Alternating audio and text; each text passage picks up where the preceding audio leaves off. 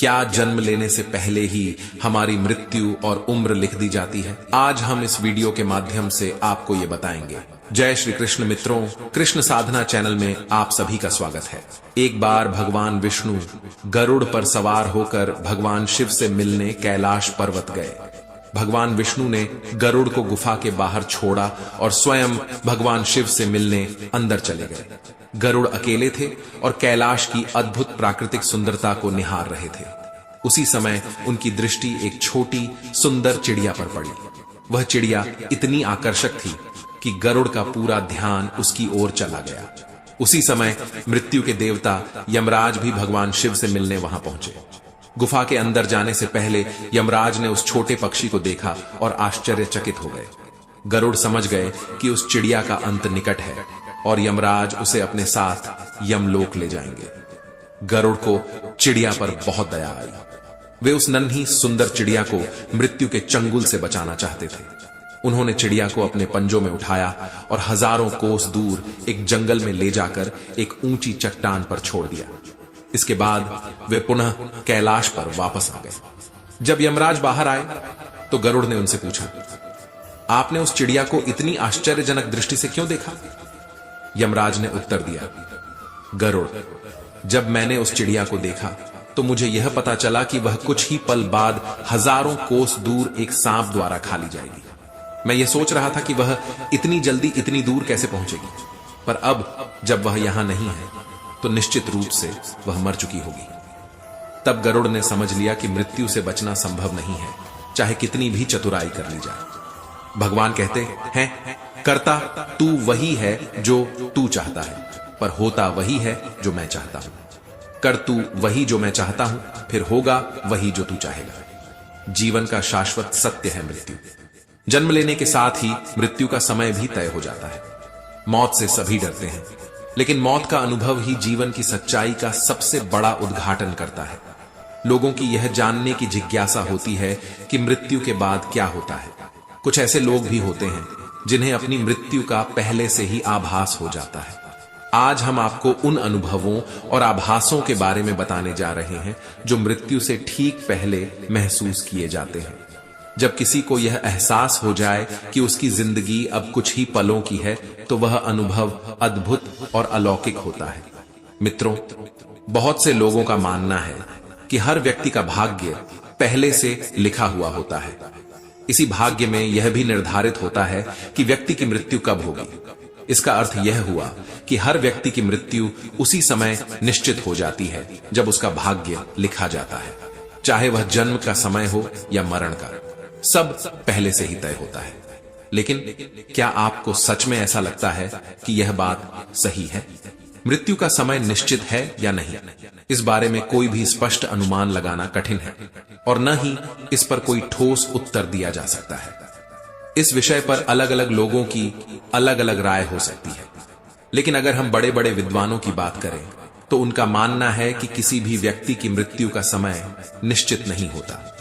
हालांकि व्यक्ति की मृत्यु को लेकर कुछ संभावनाएं और आशंकाएं हमेशा बनी रहती हैं। अगर हम मृत्यु की बात करें तो इसे दो प्रकारों में विभाजित किया जा सकता है। एक होती है स्वाभाविक मृत्यु और दूसरी होती है अकाल मृत्यु। स्वाभाविक मृत्यु आज के समय में बहुत कम लोगों को प्राप्त होती है। यह वह मृत्यु होती है जिसमें व्यक्ति अपनी पूरी जीवन यात्रा पूरी करता है और बिना किसी बीमारी या चोट के शांतिपूर्ण तरीके से मर जाता है। अब आपके मन में यह सवाल आ रहा होगा कि यह कैसे जाना जा सकता है कि किसी व्यक्ति ने अपना जीवन पूरा जी लिया है। तो हम आपको बता दें कि ऐसा कोई ठोस मापदंड नहीं है जिससे यह कहा जा सके कि स्वाभाविक मृत्यु की आयु कितनी होनी चाहिए। हर व्यक्ति के लिए यह अलग अलग हो सकता है। उसी तरह जैसे किसी पौधे को गमले से निकालकर किसी अन्य जगह लगाने का एक निश्चित समय होता है, मगर वह समय हमें पहले से नहीं पता होता। ऐसा ही कुछ मृत्यु के साथ भी होता है।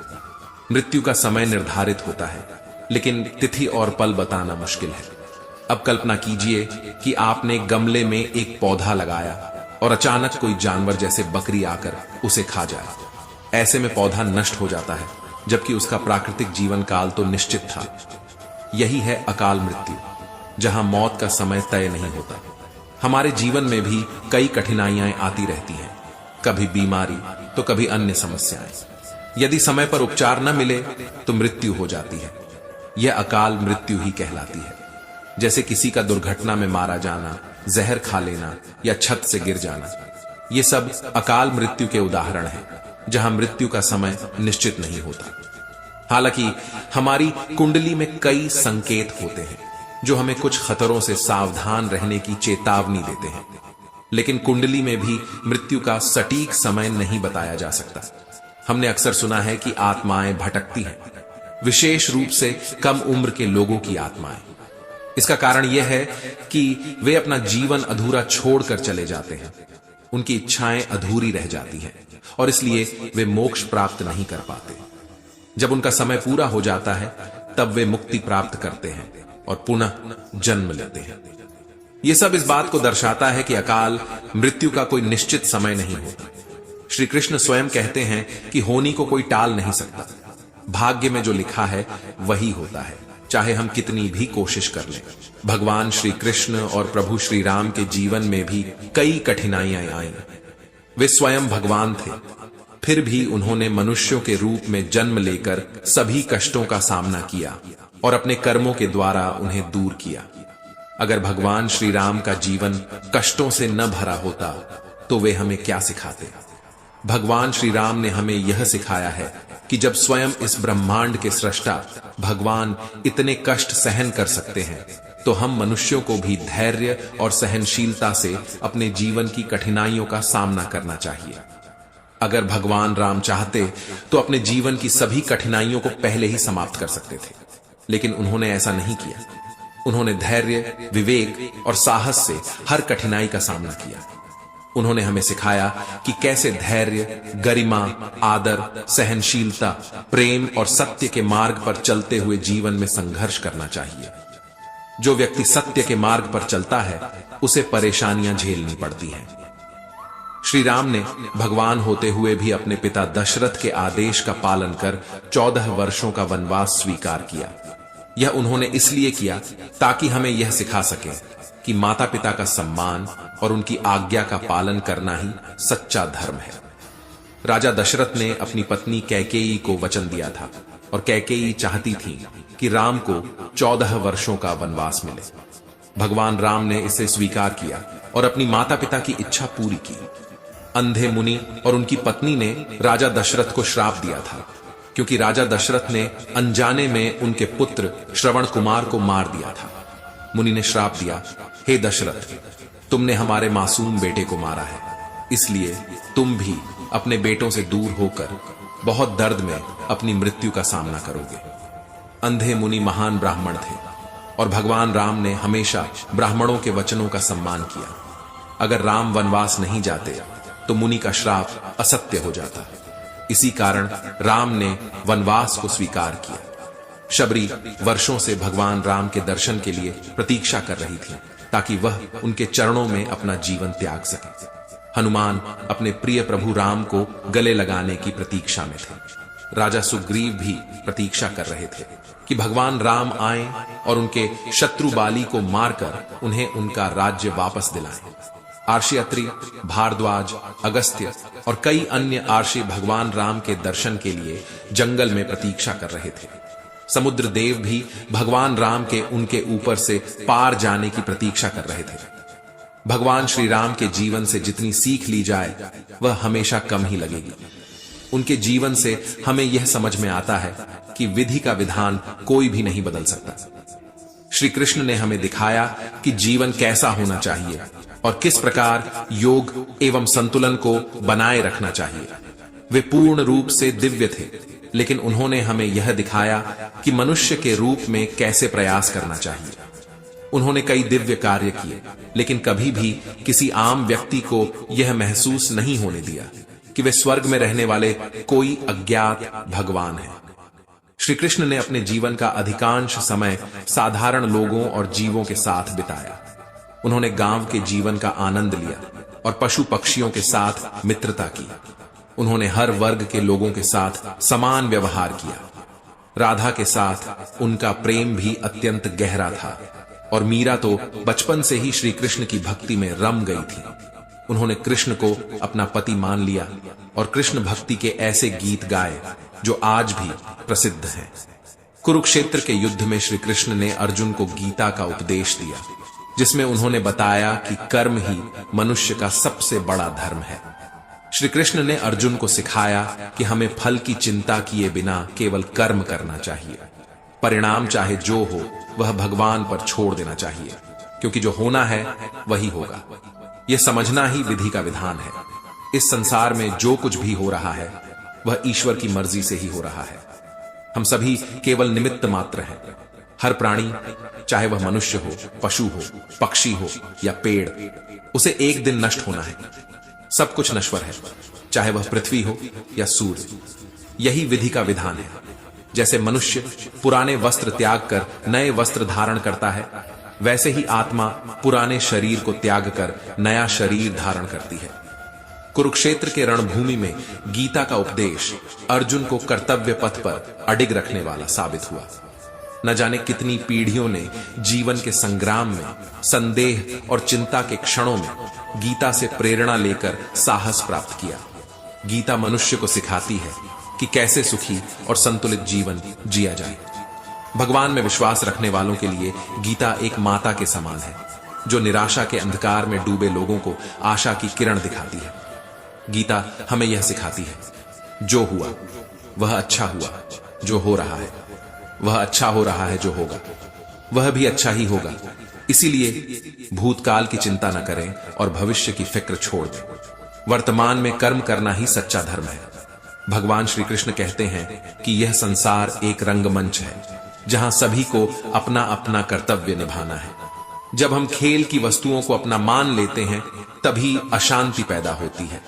जिन लोगों ने अपना पराया, पाप, लोभ और माया का त्याग किया है, उन्हें ही शांति प्राप्त होती है। इसीलिए श्री कृष्ण कहते हैं, तुम्हारा क्या गया जो तुम रोते हो? तुम क्या लेकर आए थे जो खो दिया? तुमने क्या पैदा किया जो नाश हो गया?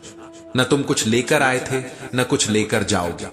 जो लिया यहां से लिया और जो दिया यहीं पर दिया। खाली हाथ आए थे और खाली हाथ ही जाओगे। फिर भी मनुष्य वस्तुओं और प्राणियों में मैं और मेरेपन का भाव रखता है। मनुष्य यह सोचता है कि वह सब कुछ अपने अनुसार बना सकता है, हर किसी को अपने मन मुताबिक बदल सकता है, लेकिन वह न किसी के स्वभाव को बदल सकता है और ना ही किसी का रूप। तब फिर ये सब मेरा और मेरी चीजें कैसे हो सकती हैं? जो आज तुम्हारा है वह कल किसी और का था और परसों किसी और का होगा। तुम इसे अपना मानकर प्रसन्न हो रहे हो और यही प्रसन्नता तुम्हारे दुखों का कारण बन रही है। सबसे अच्छा यह है कि मनुष्य को यह मान लेना चाहिए कि यह संसार, यह घर, धन और परिवार सब भगवान का है। हम केवल भगवान का काम कर रहे हैं। जब हम सब कुछ भगवान का मान लेते हैं तो सब कुछ प्रसाद के रूप में हो जाता है। इस भाव से जीवन में चिंता, भय और अशांति नहीं रहेंगे। मित्रों, अपने आप को भगवान के चरणों में समर्पित कर दो। यही सबसे उत्तम सहारा है। जो इस सहारे को जानता है वह भय, चिंता और शोक से सदैव मुक्त रहता है। भगवान श्री कृष्ण कहते हैं, तू संपूर्ण धर्मों के आश्रय को छोड़कर केवल मेरी शरण में आ जा, मैं तुझे समस्त पापों से मुक्त कर दूंगा। तू चिंता मत कर। भगवान की शरण में जाने का अर्थ है श्रद्धा पूर्वक और निष्काम भाव से उनकी आज्ञा का पालन करना, उनके गुणों और स्वरूप का चिंतन करना और अपने जीवन के सुख दुख में संतुलित रहना। संसार में सुख और दुख दोनों आते हैं, क्योंकि यह संसार का नियम है। भगवान कहते हैं कि सुख दुख अनित्य हैं, वे आते और जाते रहते हैं। तुम्हें उन्हें सहन करना चाहिए। जिसका मन समान भाव में स्थिर है, उसने इस जीवन में ही संपूर्ण संसार को जीत लिया है। गीता कहती है कि जीवन में जो भी परिस्थितियां आ रही हैं, वे प्रारब्ध के अधीन हैं। प्रारब्ध के अनुसार जो भी परिस्थिति हमें मिलनी है वह हमें मिलेगी, चाहे हम चाहें या ना चाहें। प्रतिकूल परिस्थितियां भी अपने समय पर आती हैं और अनुकूल परिस्थितियां भी अपने समय पर। इसलिए हमें निष्काम भाव से केवल अपना कर्तव्य करना चाहिए। तुलसीदास जी ने कहा है, पहले रचा फिर रचा शरीर, तुलसी चिंता क्यों करे, भज ले श्री रघुवीर। भगवान श्री कृष्ण ने गीता में मनुष्य को चिंता मुक्त रहने के लिए कई आश्वासन दिए हैं। वे कहते हैं, तू अपने संपूर्ण कर्मों को मुझे अर्पण कर दे, तो मेरी कृपा से तू संपूर्ण विघ्न बाधाओं को पार कर जाएगा। जो भक्त संपूर्ण कर्मों को भगवान को समर्पित करके अनन्य भाव से उनका भजन करते हैं, उनका उद्धार स्वयं भगवान करते हैं। भगवान कहते हैं, जो लोग मुझे भजते हैं वे स्वर्ग तक की भी कामना करते हैं और मैं उन्हें वह भी प्रदान करता हूं। अर्थात सब कुछ परमात्मा से प्राप्त किया जा सकता है। गीता हमें यह सिखाती है कि चिंता से ग्रस्त मनुष्य को हर समय भगवान के भरोसे प्रसन्न रहना चाहिए। भगवान कहते हैं, तू केवल मेरी शरण में आ जा, मैं तुझे समस्त पापों से मुक्त कर दूंगा, तू शोक मत कर। भगवान ही सच्ची शांति के स्रोत हैं और केवल उन्हीं की शरण में जाकर परम शांति प्राप्त की जा सकती है। धन, वैभव या विद्या से शांति नहीं मिल सकती, वह केवल भगवान की शरण में जाने से ही मिलती है। इस धरती पर भगवान में भक्ति करना एक महान भाव है जो वैकुंठ और ब्रह्मलोक में भी नहीं मिलता। जो प्राणी पुण्य के बल पर स्वर्ग प्राप्त कर लेते हैं, वे पुण्य समाप्त होने पर वापस जन्म मृत्यु के चक्र में लौट आते हैं। लेकिन सच्चे भक्त भगवान से मुक्ति नहीं मांगते, वे बार बार जन्म लेकर अपने ठाकुर की नित्य सेवा, कीर्तन और भजन पूजन में रत रहते हैं। भगवान को पाने के लिए मनुष्य विभिन्न उपाय करते हैं। कोई ज्ञान योग जैसे भागवत गीता, पुराणों और धर्म ग्रंथों के अध्ययन का सहारा लेता है, तो कोई व्रत, उपवास और तपस्या से प्रभु को पाने की आशा करता है। कुछ लोग कर्मयोग का मार्ग अपनाते हैं, गरीबों, असहायों और बीमारों की सहायता करना, पशु पक्षियों की सेवा करना आदि। और कुछ लोग नित्य कोई नियम बना लेते हैं जिसे पूरा किए बिना वे भोजन भी नहीं ग्रहण करते। लक्ष्य सबका एक ही है, भगवान की कृपा प्राप्त करना और इस लोक और परलोक दोनों का कल्याण करना। भगवान की लीला बड़ी ही विचित्र होती है। वे कब कौन सा कार्य किस उद्देश्य से करेंगे ये कोई नहीं जानता। उनकी लीला रहस्यमय होती है और उनकी महिमा का पार कोई नहीं पा सकता। उनका एकमात्र उद्देश्य अपने भक्तों को आनंद देना और उन्हें भाव बंधन से मुक्त करना होता है। एक दिन दुर्वासा आर्षि भगवान श्री कृष्ण के दर्शन के लिए ब्रजमंडल में पधारे। उन्होंने यमुना किनारे बालू में गोप बालकों के साथ खेलते हुए बाल कृष्ण को देखा। उनके शरीर पर धूल लगी हुई थी और वे सखा के साथ दौड़ते हुए खेल रहे थे। दुर्वासा आर्षि यह देखकर आश्चर्यचकित हो गए और सोचने लगे, क्या यही वह अद्भुत शब्द संपन्न ईश्वर है जो धरती पर सखा के साथ खेल रहे हैं, या यह केवल नंद बाबा का पुत्र है? उसी समय बालकृष्ण खेलते खेलते दुर्वासा अर्ष की गोद में आ गए और हंसने लगे। जैसे ही दुर्वासा अर्ष उन्हें उठाने लगे, श्री कृष्ण ने उन्हें अपनी माया से मोहित कर लिया। ऋषि श्री कृष्ण की माया में बंध गए और अचानक खुद को एक विशाल लोक में पाया। वह सोचने लगे, मैं कहां आ गया? तभी एक अजगर ने उन्हें निगल लिया। अजगर के पेट में दुर्वासा आर्षि ने सातों लोकों और पाताल सहित समस्त ब्रह्मांड का दर्शन किया। इन द्वीपों में घूमते हुए दुर्वासा एक पर्वत पर ठहर गए और सहस्र वर्षों तक तपस्या में लीन रहे। इसके बाद भयंकर प्रलय का समय आ गया और समुद्र ने धरती को डुबोना शुरू कर दिया। दुर्वासा उसमें बहते हुए जल में डूब गए और उनकी स्मृति नष्ट हो गई। वे जल के अंदर विचरण करने लगे। वहां उन्हें एक दूसरे ब्रह्मांड का दर्शन हुआ और उस ब्रह्मांड के चित्र से होकर वे एक दिव्य सृष्टि में प्रवेश कर गए। दुर्वासा आर्षि को गोलोक में परमात्मा श्री कृष्ण का दर्शन हुआ, जहां महान जलराशि में कोटि कोटि ब्रह्मांड बह रहे थे। दुर्वासा अर्षि ने उस जल को ध्यान से देखा तो उन्हें वहां बिरजा नदी बहती हुई दिखाई दी। बिरजा नदी को पार कर दुर्वासा अर्षि ने गोलोक में प्रवेश किया। गोलोक में दुर्वासा जी ने वृंदावन, गोवर्धन और यमुना के दर्शन किए। जब उन्होंने निकुंज में प्रवेश किया तब उन्हें करोड़ों सूर्य के समान प्रकाशमय सहस्त्र कमल दल पर विराजमान साक्षात पुरुषोत्तम श्री राधा वल्लभ भगवान श्री कृष्ण के दर्शन हुए, जो असंख्य गोपियों और ग्वालों से घिरे हुए थे। दुर्वासा अर्षि को देखकर भगवान श्री कृष्ण हंसने लगे। जब भगवान श्री कृष्ण के मुख से बाहर निकले तो दुर्वासा अर्षि ने वही बाल रूपधारी नंद नंदन को देखा, जो यमुना तट पर बालकों के साथ खेल रहे थे। महावन में श्री कृष्ण के धूल धूसर रूप का दर्शन कर दुर्वासा आर्षि समझ गए कि यह बालक श्री कृष्ण ही साक्षात पर ब्रह्म परमात्मा है। दुर्वासा अर्षि ने हाथ जोड़कर धूल धूसर बाल कृष्ण की जो स्तुति की वह नंद नंदन स्तोत्र के नाम से जानी जाती है। पूर्ण पुरुषोत्तम परमात्मा श्री कृष्ण का साक्षात दर्शन कर दुर्वासा आर्षे उन्हीं का ध्यान और जप करते हुए बद्रिकाश्रम चले गए। मित्रों, भगवान श्री नंद नंदन के नेत्र नवीन कमल के समान विशाल हैं। उनके ओष्ठ पके हुए बिंब फल के समान लाल लाल हैं। उनका शरीर जल से भरे हुए काले मेघ के समान कांति वाला है और उनका मंद मंद मुस्कुराता हुआ स्वरूप अत्यंत सुंदर है। उनकी धीमी धीमी चाल भी बहुत आकर्षक और मनमोहक है। दुर्वासा आर्षि द्वारा कहा गया नंद नंदन स्तोत्र मनुष्य की समस्त विपत्तियों का नाश करने वाला और भगवान के साक्षात दर्शन कराने वाला है। भगवान ही शांति का वास्तविक स्रोत है। धन और वैभव से शांति नहीं मिल सकती, विद्या से भी शांति नहीं मिलती, वह केवल भगवान की शरण में जाने से ही प्राप्त होती है। मनुष्य को यह मानना चाहिए कि यह संसार, घर, धन, परिवार सब कुछ भगवान का है और हम भगवान के निमित्त ही यह सब करते हैं। जब हम ऐसा भाव रखते हैं तो यह सब हमें भगवान का प्रसाद रूप में प्राप्त होता है। ऐसा भाव रखने से जीवन में चिंता, भय आदि कुछ नहीं रहेगा। अपने आप को भगवान के अर्पित करना सबसे उत्तम सहारा है। जो इस सहारे को जानता है वह भय, चिंता और शोक से सदैव मुक्त रहता है। भगवान की शरण में जाने का अर्थ है श्रद्धा और निष्काम भाव से उनकी आज्ञा का पालन करना, उनके गुण और स्वरूप का चिंतन करना और हमारे कर्मों के अनुसार जो सुख दुख प्राप्त हो उसमें समता बनाए रखना।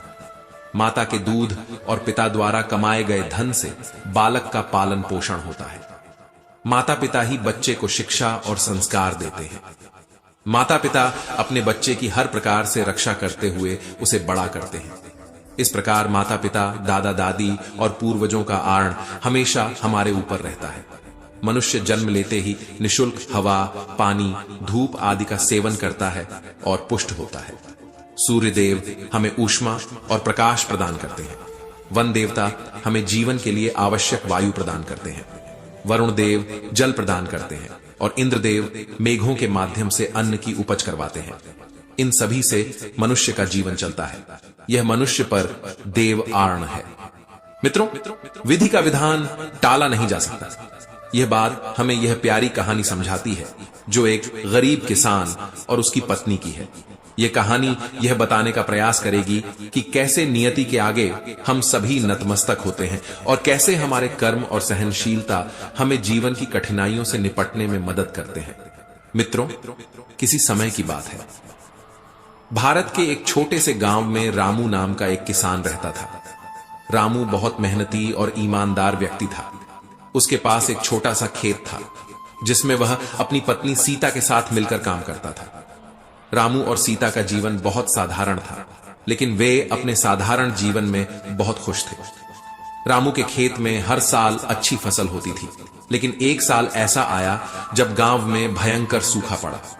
पानी की कमी के कारण रामू की फसल बर्बाद हो गई। इस संकट के समय रामू और सीता ने अपने पूरे जीवन की बचत खर्च कर दी, लेकिन फिर भी उनके पास खाने के लिए कुछ नहीं बचा। रामू ने हार नहीं मानी। उसने गांव के सेठ से कुछ पैसे उधार लेकर फिर से खेती करने का निर्णय लिया। रामू और सीता ने दिन रात मेहनत की और अपनी फसल को फिर से उगाने की कोशिश की। इस बार भगवान ने उनकी मेहनत देखी और बारिश समय पर हुई। रामू की फसल फिर से लहराने लगी और उसकी उम्मीदें फिर से जीवित हो गईं। लेकिन नियति को कुछ और ही मंजूर था। फसल की कटाई से कुछ ही दिन पहले एक तूफान आया और रामू की सारी फसल बर्बाद हो गई। रामू और सीता के सारे सपने टूट गए। रामू ने सेठ से लिया हुआ कर्ज भी नहीं चुका पाया और उसे अपनी जमीन गिरवी रखनी पड़ी। रामू और सीता ने इस कठिनाई का सामना करने का निर्णय लिया। वे दूसरे गांव जाकर मजदूरी करने लगे। सीता ने घर घर जाकर काम करना शुरू किया, जबकि रामू ने निर्माण स्थलों पर काम करना शुरू किया। उनकी कड़ी मेहनत और सहनशीलता ने उन्हें अपने पैरों पर खड़ा होने में मदद की। कुछ साल बाद रामू और सीता ने थोड़ी थोड़ी बचत कर फिर से एक छोटा सा खेत खरीदा। इस बार उन्होंने आधुनिक कृषि तकनीकों का उपयोग किया और अपनी मेहनत से फिर से सफल हुए। अब वे अपने जीवन में संतुष्ट और खुश थे, लेकिन उन्होंने यह समझ लिया था कि विधि का विधान टाला नहीं जा सकता और अब वे विपदाओं का सामना करने के लिए तैयार थे। रामू और सीता की कहानी हमें यह सिखाती है कि जीवन में कितनी भी कठिनाइयां क्यों ना आएं, हमें हार नहीं माननी चाहिए। हमारे कर्म और सहनशीलता ही हमें जीवन की चुनौतियों से लड़ने की शक्ति देते हैं। नियति के सामने झुकना पड़ता है, लेकिन हमारी मेहनत और संकल्प हमें हमेशा आगे बढ़ने का रास्ता दिखाते हैं। मित्रों, विधि का विधान टाला नहीं जा सकता। आपके पास जो कुछ भी है उसे अधिक दिखाने की आवश्यकता नहीं है और न ही दूसरों से ईर्ष्या करें।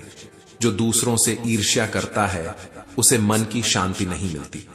आप चाहे कितने भी पवित्र शब्द जान लें, आप चाहे कितने भी पवित्र शब्द बोलें, लेकिन जब तक आप उन्हें अपने जीवन में नहीं उतारते उनका कोई लाभ नहीं। अगर आपका चित्त शांत है तभी आप इस ब्रह्मांड के प्रवाह को सुन पाएंगे, इसकी लय ताल को महसूस कर पाएंगे। खुशी इसका ताला है और ध्यान इसकी चाबी है। यदि आप समस्या का हल निकाल सकते हैं तो फिर चिंता क्यों करनी, और यदि समस्या का कोई समाधान नहीं है तो फिर चिंता करने का कोई फायदा नहीं है। कोई भी व्यक्ति बहुत ज्यादा बोलते रहने से कुछ नहीं सीख पाता। समझदार व्यक्ति वही कहलाता है जो धैर्य रखने वाला, क्रोधित न होने वाला और निडर होता है। हर किसी के अंदर अपनी ताकत और अपनी कमजोरी होती है। मछली जंगल में नहीं तैर सकती और शेर पानी में राजा नहीं बन सकता। इसलिए सभी को एक दूसरे की अहमियत समझनी चाहिए। कोई भी व्यक्ति अच्छे परिवार या जाति में जन्म लेने से संत नहीं बन जाता। जिस व्यक्ति में सच्चाई और विवेक होता है वही धन्य है, वही संत है। दर्द हो तो यह आपके हाथ में नहीं है। हां, दुखी होना या नहीं होना आपके हाथ में अवश्य है। स्वास्थ्य सबसे बड़ा उपहार है, संतोष सबसे बड़ी संपत्ति है और वफादारी सबसे अच्छा रिश्ता है। हम अपने विचारों के परिणाम हैं। मन ही सब कुछ है। जो हम सोचते हैं हम वही बन जाते हैं। अगर मार्ग पर चलने के लिए आपको कोई साथी नहीं मिलता तो अकेले ही चलिए। आप खुद अपने प्यार और स्नेह के उतने ही हकदार हैं जितना इस दुनिया में कोई अन्य व्यक्ति है। सभी बुराइयों से दूर रहने के लिए अच्छाई का विकास कीजिए और अपने मन में अच्छे विचार रखिए। एक वफादार और धनी व्यक्ति जहां भी जाता है उसका सम्मान किया जाता है। बीता हुआ समय बीत चुका है, भविष्य अभी दूर है। वर्तमान पल ही वह समय है जिसमें आप जी सकते हैं। बात बात पर गुस्सा करने वाले लोग वही होते हैं जिन्हें खुद से ज्यादा किसी और की फिक्र रहती है। जिंदगी में आप चाहे 10 बार असफल हो या 100 बार, लेकिन कसम खाएं कि अपनी जिंदगी में हार नहीं मानेंगे। दोस्तों, जीवन में कई भयानक चीजें हैं, उनका सामना करना सीखें। तनाव, डिप्रेशन और बेचैनी इंसान को तभी होती है जब वह खुद के लिए कम और दूसरों के लिए ज्यादा सोचता है। सब्र करना दुनिया के सामने रोने से कई गुना बेहतर है। लोग कहते हैं कि दर्द बताने से कम होता है, मगर जिसे भी अपना दर्द बताओगे वही मजे लेता है। सबको अच्छा समझ लेना यही सबसे बुरी आदत है। बुद्धिमान व्यक्ति वही है जो अपने मन को वश में रखता है। कर्म ही जीवन का नियम है। हम जो कर्म करते हैं उसका परिणाम हमें मिलता है। अहिंसा ही सबसे बड़ा धर्म है। हमें हमेशा अहिंसा का पालन करना चाहिए। सर्वधर्म समभाव का पालन करना चाहिए और सभी धर्मों का सम्मान करना चाहिए। ज्ञान ही मानव जीवन का सबसे बड़ा लक्ष्य है। ज्ञान प्राप्त करके ही हम जीवन का सही अर्थ समझ सकते हैं। जो व्यक्ति दूसरों की मदद करता है वह स्वयं की भी मदद करता है। अपने लक्ष्य को प्राप्त करने के लिए कड़ी मेहनत करनी चाहिए। अपनी गलतियों से सीखना चाहिए और उनसे आगे बढ़ना चाहिए। समय का सदुपयोग करना चाहिए और जीवन में खुश रहने के लिए अपने वर्तमान क्षण का आनंद लेना चाहिए। दूसरों के साथ क्षमा और प्रेम भाव से पेश आना चाहिए। भक्ति ही मोक्ष का मार्ग है। भक्ति करके ही हम ईश्वर को प्राप्त कर सकते हैं। जीवन में सुख और दुख दोनों का आना जाना स्वाभाविक है। हमें दोनों को सहर्ष स्वीकार करना चाहिए। मृत्यु जीवन का एक स्वाभाविक हिस्सा है और हमें मृत्यु से नहीं डरना चाहिए। दुनिया में कोई भी व्यक्ति पूर्ण नहीं है। हर किसी के अंदर कुछ न कुछ कमियां होती हैं। जीवन में कभी भी किसी से बहुत उम्मीद नहीं रखनी चाहिए, क्योंकि उम्मीदें कभी भी पूरी नहीं होती। किसी के पीछे भागने की बजाय हमें यह विश्वास रखना चाहिए कि जो व्यक्ति हमारा होना चाहिए वह स्वयं हमारे पीछे आएगा।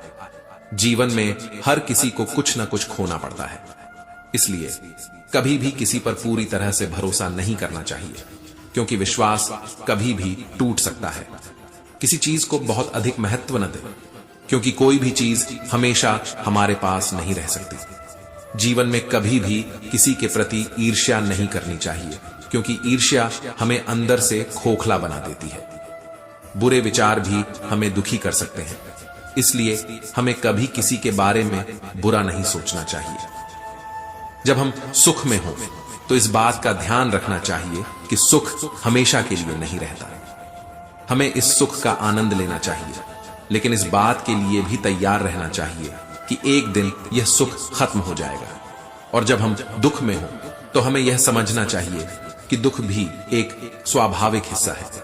हमें इस दुख को सहन करना चाहिए, यह जानकर कि एक दिन यह दुख भी खत्म हो जाएगा। हम दूसरों को भी इस सुविचार के बारे में बता सकते हैं। इससे उन्हें भी जीवन में सुख और दुख दोनों को सहर्ष स्वीकार करने में मदद मिल सकती है। मृत्यु जीवन का एक स्वाभाविक हिस्सा है। हमें इस बात को समझना चाहिए कि हर किसी को एक दिन मरना है। हमें इस बात से डरना नहीं चाहिए। मृत्यु के बाद भी हमारा जीवन जारी रहता है। कहा जाता है कि जिनकी अकाल मृत्यु होती है वे भूत प्रेत बन जाते हैं।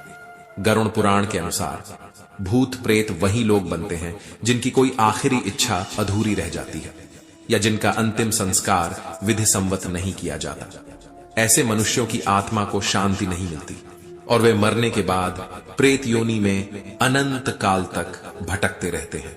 शास्त्रों में लिखा है कि जो व्यक्ति भूखा प्यासा, राग, द्वेष, क्रोध, लोभ आदि अतिरिक्त इच्छाओं के साथ मृत्यु को प्राप्त होता है वह अवश्य भूत बनकर भटकता है। इसके अलावा जो व्यक्ति दुर्घटना, हत्या, आत्महत्या आदि से मरता है वह भी भूत बनकर भटकता है। ऐसे व्यक्तियों की आत्माओं को तृप्त करने के लिए श्राद्ध और तर्पण किया जाता है। जो लोग अपने स्वजनों और पितरों का श्राद्ध और तर्पण नहीं करते वे उन्हीं आत्माओं द्वारा परेशान किए जाते हैं। प्रेत बहुत दुखी और चिड़चिड़े होते हैं और कई प्रेत तो हर समय इस बात की खोज करते रहते हैं कि उन्हें मुक्ति देने वाला कोई मिल जाए। ये कभी अपवित्र घरों में तो कभी जंगलों में भटकते रहते हैं। ज्यादा शोर, उजाला और मंत्र उच्चारण से ये दूर भागते हैं। भगवान श्री कृष्ण ने मानव रूप में जन्म लिया था और अपने जीवन में कई प्रकार के चमत्कार किए हैं, लेकिन भगवान श्री कृष्ण यह चमत्कार कैसे करते थे? क्योंकि भगवान श्री कृष्ण ने चेतना के सर्वोच्च शिखर यानी 16वें स्तर को प्राप्त कर लिया था। भगवान श्री कृष्ण ने 64 विद्या और 64 कलाओं में महारथ प्राप्त की थी और इसीलिए वे चमत्कार कर पाते थे। हम भी चमत्कार कर सकते हैं यदि हमें इन कलाओं का ज्ञान प्राप्त हो जाए। आइए जानते हैं कि यह 14 विद्या और 16 कलाएं कौन सी हैं। मित्रों, विद्या और कला में अंतर होता है। विद्या दो प्रकार की होती है, पराविद्या और अपराविद्या। इसी के अंतर्गत कई प्रकार की विद्याएं होती हैं। इसी तरह कलाएं भी दो प्रकार की होती हैं, पहली सांसारिक कलाएं और दूसरी आध्यात्मिक कलाएं। सबसे पहले हम विद्याओं के बारे में जानते हैं। हिंदू धर्म ग्रंथों में विद्या की दो श्रेणियों का उल्लेख किया गया है, पहली पराविद्या और दूसरी अपरा विद्या। पराविद्या को लौकिक और अपरा विद्या को पार लौकिक विद्या कहा जाता है। अब हम कलाओं के बारे में जानते हैं। कलाएं दो प्रकार की होती हैं, सांसारिक कलाएं और आध्यात्मिक कलाएं। आध्यात्मिक कलाएं कुल 16 होती हैं। उपनिषदों के अनुसार 16 कलाओं से युक्त व्यक्ति ईश्वर तुल्य होता है, या कहें कि वह स्वयं ईश्वर ही होता है। 16 कलाएं दरअसल बोध प्राप्त आत्मा की भिन्न भिन्न स्थितियां हैं। जिस प्रकार प्रतिपदा के दिन चंद्रमा की कला में कम प्रकाश होता है और जैसे जैसे चंद्रमा की कला बढ़ती जाती है वैसे वैसे उसका प्रकाश भी बढ़ता जाता है और पूर्णिमा के दिन चंद्रमा पूर्ण रूप से चमक उठता है। इसी प्रकार आत्मा भी दिव्य और अलौकिक बनती जाती है। आत्मा की कम जागृति को पहली कला कहा जाता है और जब आत्मा अपनी जागृति के चरम पर होती है तो उसे 16वीं कला माना जाता है। 16वीं कला प्राप्त व्यक्ति ईश्वर तुल्य बन जाता है। अब ये 16 कलाएं कौन सी हैं? इसकी जानकारी हमें प्रश्न उपनिषद में महर्षि पीपलाद देते हैं। सबसे पहली कला है नाम। जब आत्मा ने अपने आप को अभिव्यक्त किया और इस जगत और ब्रह्मांड की रचना हुई तो सभी तत्वों और पदार्थों को एक नाम मिला। नाम के साथ रूप और गुण भी जुड़े हुए होते हैं। हम किसी भी व्यक्ति, वस्तु या पदार्थ को नाम, रूप या गुण से पहचानते हैं। यह आत्मा की सबसे पहली जागृति है। दूसरी कला है लोक। जब व्यक्ति जन्म लेकर इस दुनिया में आता है और थोड़ा बड़ा होता है तो वह अपने मोहल्ले, गांव, शहर, राज्य, देश और दुनिया की जानकारी प्राप्त करता है। एक प्राणी भी बड़ा होते हुए अपने इलाके की जानकारी प्राप्त करता है। आत्मा की जागृति का स्तर अब नाम, रूप और गुण से बढ़कर लोक तक विस्तृत हुआ, यानी कि वह दुनिया की जानकारी प्राप्त करने लगा। हालांकि अभी तक उसे यह ज्ञान नहीं हुआ है कि वह कौन है, कहां से आया है और क्यों आया है। आत्मा की इतनी जागृति को दूसरी कला कहते हैं, जिसके अंतर्गत छोटे बच्चे, मनुष्य, प्राणी, पक्षी इत्यादि का समावेश होता है। तीसरी कला है कर्म। अब व्यक्ति संसार में आने के बाद अपना कर्म शुरू कर देता है। खाना, पीना, सोना, कार्य करना, बच्चे पैदा करना, लड़ना, झगड़ना और प्यार करना। अब आत्मा की जागृति तीसरे स्तर पर पहुंच चुकी है और इसे आत्मा की तीसरी कला कहा जाता है। इस संसार में जन्म लिए हुए व्यक्ति को बस इतना ही ज्ञान या जागृति होती है कि उसका जन्म खाने, पीने, सोने और बच्चे पैदा करने के लिए हुआ है। चौथी कला का नाम मंत्र है। अब व्यक्ति कर्म तो करता है, लेकिन उसे यह ज्ञान होने लगा है कि कौन सा कर्म सही है और कौन सा गलत। उसे दूसरों को दुख नहीं पहुंचाना चाहिए, उसे दूसरों के हक का खाना नहीं खाना चाहिए। वह सबके साथ मिलजुल कर रहना चाहता है और दुखी लोगों की मदद करना चाहता है। जब व्यक्ति के ऐसे आदर्श बनने लगते हैं तब उसे मंत्र कहा जाता है। आपने कई लोगों को कहते सुना होगा कि यह मेरा जीवन मंत्र है। अब पांचवी कला है त्याग। जब व्यक्ति कहता है कि वह दूसरों के हक का खाना नहीं खाएगा तो उसे भोजन का त्याग करना होगा और कुछ दिन भूखे भी रहना पड़ सकता है। जब व्यक्ति कहता है कि वह दूसरों को सुख पहुंचाएगा तो उसे अपने सुख का भी त्याग करना होगा। छठी कला का नाम ऊर्जा या शक्ति है। अब व्यक्ति को लौकिक और अलौकिक शक्तियों का ज्ञान होने लगता है। जैसे ही वह मिलजुल कर रहने लगा उसे सामूहिक शक्ति का ज्ञान हुआ। उसने यदि कानून तोड़े तो उसे कानून की शक्ति का ज्ञान हुआ। उसे राजा से लेकर देश और दुनिया की शक्ति का ज्ञान होने लगा। साथ ही उसे शारीरिक और मानसिक शक्तियों का भी ज्ञान होने लगा। सातवीं कला अन्न है। सरवाइव करने के लिए अन्न और जल उसकी सबसे पहली प्राथमिकता है और उसी को प्राप्त करने के लिए वह सारी जिंदगी संघर्ष करता रहता है। जो आत्मा जागृत नहीं होती वह सिर्फ खाने के लिए ही जीवन जीती है। आत्मा की सातवीं कला का नाम मन है। कई साधक और तपस्वी इस सातवीं कला तक पहुंच जाते हैं। यहां पर पहुंचकर उन्हें मन का ज्ञान होने लगता है। उन्हें मन और आत्मा में क्या अंतर है ये दिखाई देने लगता है। उन्हें आत्मा के मनोमय कोश का ज्ञान होने लगता है। आत्मा की आठवीं कला है इंद्रिय। अब आपने मन पर तो नियंत्रण प्राप्त कर लिया है, लेकिन मन को चलाने वाली और मन को खींच ले जाने वाली इंद्रियां हैं। जहां इंद्रियां जाएंगी आपका मन भी वहां चला जाएगा। इसीलिए इंद्रियों पर नियंत्रण प्राप्त करना भी अत्यंत जरूरी है। नौवीं कला का नाम है पृथ्वी। मैं बड़ा हूं, मैं सुंदर हूं, मैं सबसे योग्य हूं, मैं सबसे ईमानदार हूं। सभी लोग मेरा बहुत आदर करते हैं, सभी मुझसे डरते हैं, सभी मुझे पसंद करते हैं। मेरी योग्यता के कारण लोग मुझसे प्रभावित होते हैं। ऐसे भावों से जब आप ऊपर उठते हैं आपके अंदर से अहंकार नष्ट हो जाता है और तब आप पृथ्वी तत्व पर नियंत्रण प्राप्त करना शुरू करते हैं। आप जान जाते हैं कि न तो आप किसी से बेहतर हैं, न ही किसी से अलग हैं और न ही किसी से श्रेष्ठ हैं, क्योंकि आपका निर्माण इस पृथ्वी तत्व के अणुओं से हुआ है जिससे सारे ब्रह्मांड का भी निर्माण हुआ है। 10वीं कला का नाम है जल। अब आपकी चेतना का स्तर इतना ऊपर उठ चुका है कि आप जल तत्व की जो विविध शक्तियां हैं, जैसे गुरुत्वाकर्षण बल, विद्युत चुंबकीय बल, पेशी बल, यांत्रिक बल और घर्षण बल, इनका ज्ञान प्राप्त कर लेते हैं। 11वीं कला का नाम है अग्नि। अब आपकी तीसरी आंख यानी ज्ञान चक्षु खुल जाते हैं। आप किसी भी वस्तु में आग पैदा कर सकते हैं। आप तापमान पर नियंत्रण रख सकते हैं, चाहे वह ठंडा हो या गर्म। 12वीं कला का नाम है वायु। अब आपकी आत्मा इतनी ऊपर उठ चुकी है कि आप वायु तत्व पर नियंत्रण प्राप्त कर आकाश में उड़ सकते हैं और जमीन के अंदर भी जा सकते हैं।